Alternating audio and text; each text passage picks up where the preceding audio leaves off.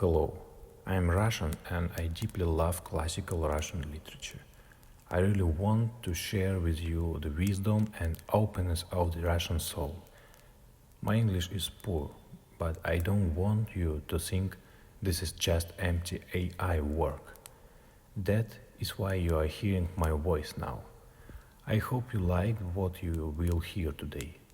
Thank you for understanding and enjoy. Chapter 10. You believe in a palace of crystal that can never be destroyed. A palace at which one will not be able to put out one's tongue or make a long nose on the sly. And perhaps that is just why I am afraid of this edifice. That it is of crystal and can never be destroyed. And that one cannot put one's tongue out at it, even on the sly. You see, if it were not a palace, but a henhouse, I might creep into it to avoid getting wet.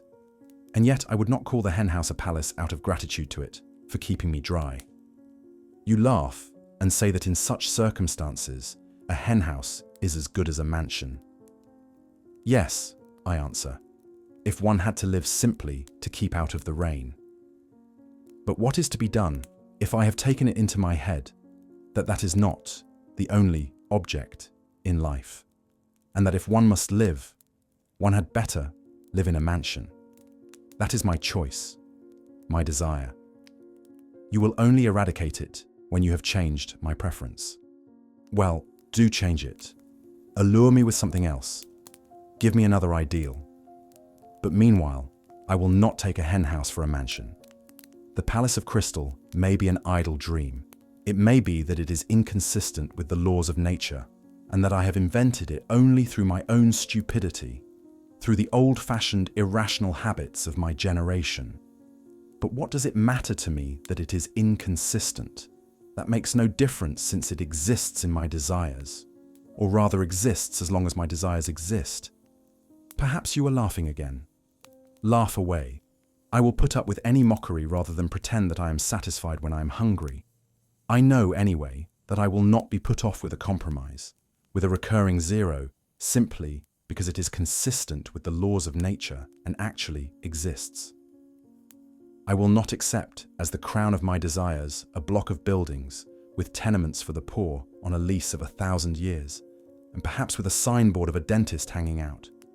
Destroy my desires, eradicate my ideals, show me something better, and I will follow you. You will say, perhaps, that it is not worth your trouble, but in that case, I can give you the same answer. We are discussing things seriously, but if you won't deign to give me your attention, I will drop your acquaintance. I can retreat into my underground hole. But while I'm alive and have desires, I would rather my hand were withered off than bring one brick to such a building. Don't remind me that I have just rejected the palace of crystal for the sole reason that one cannot put out one's tongue at it. I did not say because I am so fond of putting my tongue out. Perhaps the thing I resented was that of all your edifices, there has not been one at which one could not put out one's tongue. On the contrary, I would let my tongue be cut off, out of gratitude, if things could be so arranged that I should lose all desire to put it out. It is not my fault that things cannot be so arranged, and that one must be satisfied with model flats. Then why am I made with such desires? Can I have been constructed simply in order to come to the conclusion that all my construction is a cheat? Can this be my whole purpose? I do not believe it. But do you know what? I am convinced that we underground folk ought to be kept on a curb. Though we may sit 40 years underground without speaking, when we do come out into the light of day and break out, we talk and talk and talk. Chapter 11. The long and the short of it is, gentlemen, that it is better to do nothing, better conscious inertia, and so hurrah for underground. Though I have said that I envy the normal man to the last drop of my bile, yet I should not care to be in his place such as he is now, though I shall not cease envying him. No.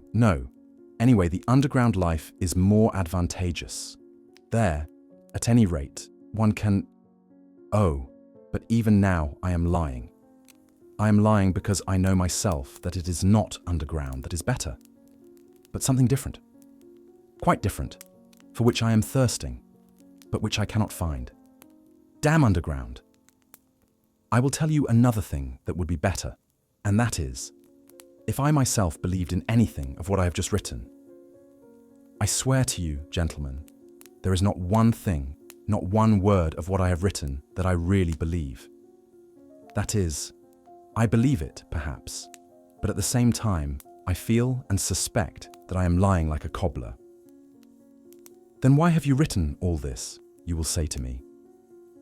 I ought to put you underground for 40 years without anything to do, and then come to you in your cellar to find out what stage you have reached. How can a man be left with nothing to do for 40 years? Isn't that shameful? Isn't that humiliating? You will say, perhaps wagging your heads contemptuously. You thirst for life and try to settle the problems of life by a logical tangle. And how persistent, how insolent are your sallies? And at the same time, what a scare you are in. You talk nonsense and are pleased with it. You say impudent things and are in continual alarm and apologizing for them. You declare that you are afraid of nothing, and at the same time try to ingratiate yourself in our good opinion. You declare that you are gnashing your teeth, and at the same time you try to be witty so as to amuse us. You know that your witticisms are not witty, but you are evidently well satisfied with their literary value. You may, perhaps, have really suffered, but you have no respect for your own suffering. You may have sincerity, but you have no modesty. Out of the pettiest vanity, you expose your sincerity to publicity and ignominy. You doubtlessly mean to say something, but hide your last word through fear, because you have not the resolution to utter it, and only have a cowardly impudence. You boast of consciousness, but you are not sure of your ground, for though your mind works, yet your heart is darkened and corrupt, and you cannot have a full, genuine consciousness without a pure heart. And how intrusive you are, how you insist and grimace. Lies, lies, lies. Of course I have myself made up all the things you say. That, too, is from underground. I have been for 40 years listening to you through a crack under the floor. I have invented them myself. There was nothing else I could invent.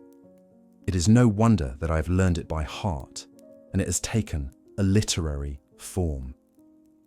But can you really be so credulous as to think that I will print all this and give it to you to read too?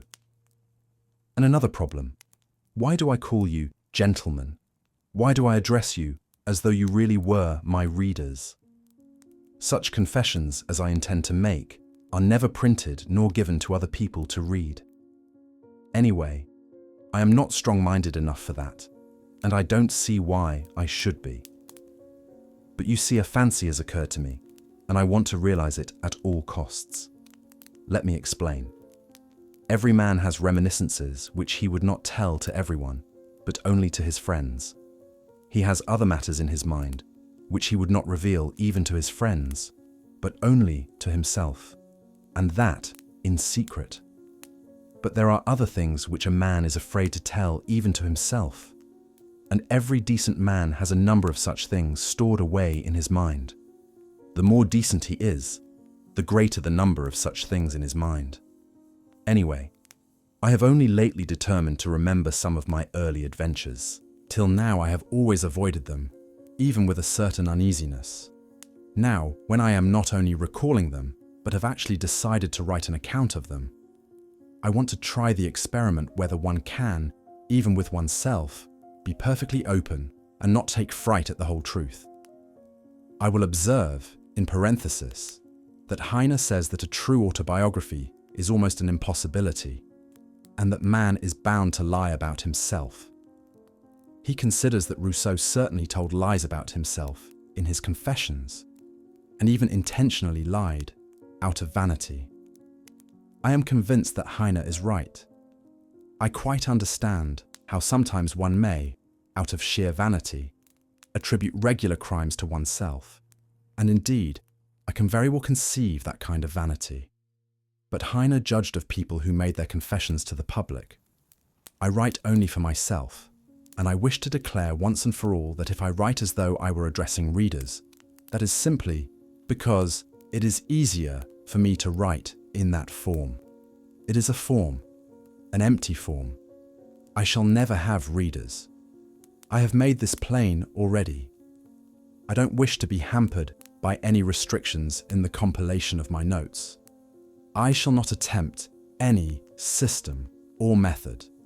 I will jot things down as I remember them. But here, perhaps, someone will catch at the word and ask me, if you really don't reckon on readers, why do you make such compacts with yourself, and on paper too?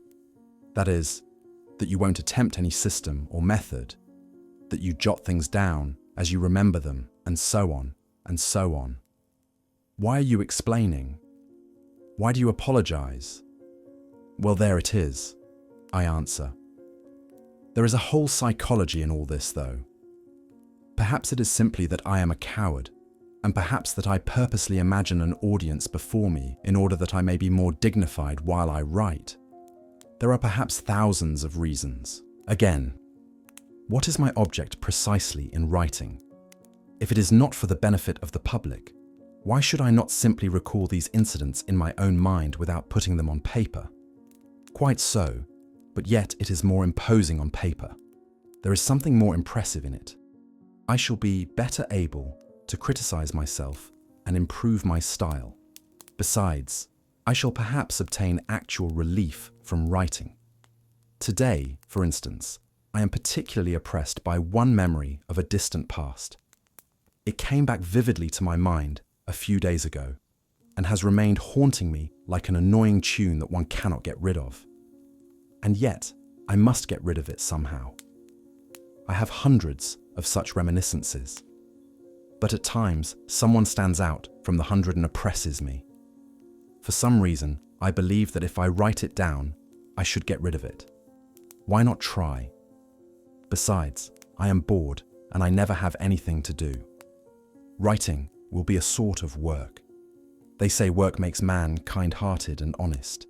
Well, here is a chance for me anyway. Snow is falling today, yellow and dingy.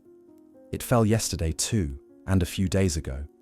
I fancy it is the wet snow that has reminded me of that incident which I cannot shake off now. And so let it be a story apropos of the falling snow.